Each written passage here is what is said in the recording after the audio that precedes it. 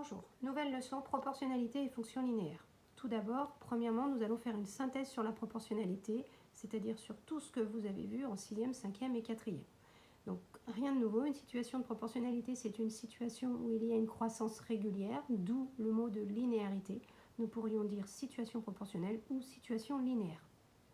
Alors des situations de proportionnalité, vous en avez par exemple lorsque vous faites vos courses, lorsque vous allez acheter de l'essence, c'est-à-dire où il y a exactement le même prix qui se répète, et du coup le prix total payé dépend du nombre d'articles que vous avez achetés identiques. Un exemple, un paquet de gâteaux 2 euros, deux paquets de gâteaux 4 euros, trois paquets de gâteaux 6 euros, etc.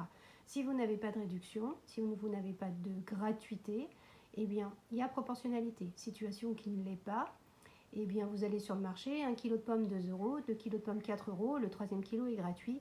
Ça casse la linéarité, c'est-à-dire la croissance n'est pas régulière. Alors, vous avez bien entendu toutes les situations où il y a des âges, des poids qui ne sont pas proportionnels, mais on en a déjà parlé, je ne reviens pas là-dessus plus en détail. Donc quand on a une situation de proportionnalité, il y a forcément ce qu'on appelle un coefficient de proportionnalité.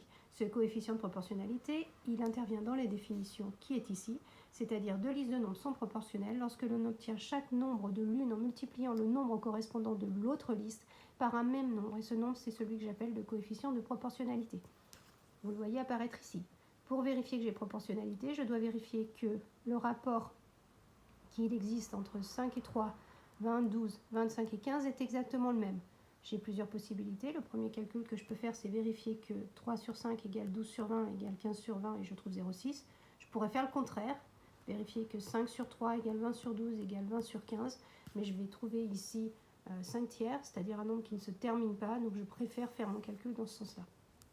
Donc il y a proportionnalité si mes trois quotients sont égaux, exactement égaux et non pas trois chiffres après la virgule, ça change.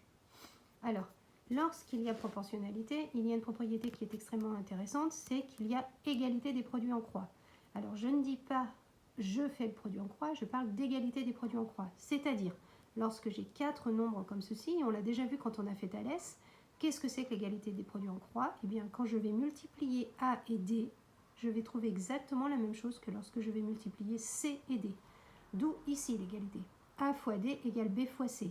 Bien entendu, du coup, si je cherche celui-ci, eh bien, je vais faire B fois C divisé par D. Si je cherche celui-ci, je vais faire A fois D divisé par C, etc. Mais c'est ceci l'égalité des produits en croix. Du coup, il y a plusieurs techniques de calcul. Alors, si je prends par exemple pour une carte, 7 cm représente 100 km, il y a plusieurs façons de calculer la distance qui est représentée par 9 cm. Soit je fais un produit en croix, comme ceci, soit je refais un retour à l'unité, qui est d'ailleurs exactement la même chose que le produit en croix, c'est-à-dire mes 1 cm qui représente 7 cm, je cherche 7 cm représente 100 km, je cherche 1 cm combien ça représente, et après je remultiplie pour trouver 9. Peu importe, vous utilisez la technique que vous voulez, mais vous devez savoir résoudre les situations de proportionnalité. Suite de la leçon, vous avez vu en 4e que la représentation graphique associée à une situation de proportionnalité est obligatoirement une droite qui passe par l'origine du repère. Pourquoi? Eh bien, si je reprends l'exemple des paquets de gâteaux, si j'en achète 0, je paye 0 €. Il ne se passe rien. Donc, je ne peux pas être décalé. Ça, c'est proportionnel. Ça ne l'est pas, parce que je ne passe pas par 0. J'ai un démarrage qui est autre. Ensuite, là, j'ai proportionnalité aussi. Vous voyez que la seule différence entre ces deux courbes, c'est que là, le coefficient, la courbe, elle est plus raide que celle-ci. Donc, le coefficient va être plus grand. Et là, je n'ai pas proportionnalité parce que je n'ai pas linéarité. Vous voyez que la croissance ici n'est pas la même que là. J'ai une cassure dans ma droite. Donc, impérativement, vous devez avoir une droite qui passe par l'origine.